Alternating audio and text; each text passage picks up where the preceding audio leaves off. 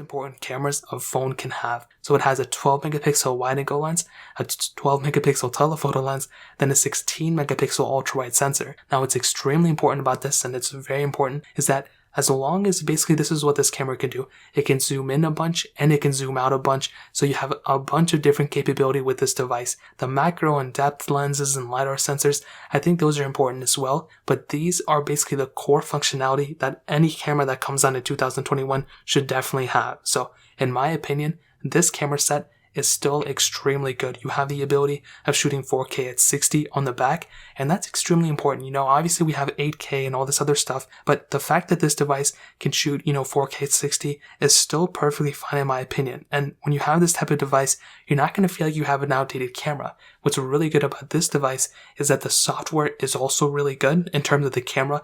I don't think the software is amazing, but the camera software is really good because you have so many different features in this camera set. And as I stated before, that's a super important thing to have. You want to have as many features in the camera as you can. It can get a little confusing sometimes, but the fact that this thing has, the craziest, not craziest, but it has really good features for a mobile device is a really cool thing in my opinion. On the front, as I stated before, you do have that dual camera setup. So you have a 10 megapixel wide angle lens, then you have an 8 megapixel wide angle lens as well. Now, I mean, it's up to you whether you're going to use that other sensor or not, but I think the most important thing about this device is that you do have that 4K at 60, which is really good. And any device that has this type of camera set is pretty much similar to what we're getting nowadays, even in 2021. Really, the main difference is that the newer, Samsung phones can do, 8K and stuff, but I still think 4K at 60 is extremely good. I shoot all my videos on my phones with my camera on my YouTube channel and stuff, all in 1080p. So I don't plan on switching to 4K anytime soon, but that's really it. I mean, definitely for sure when it comes down to it, 4K at 60 is a really good thing to have for both the front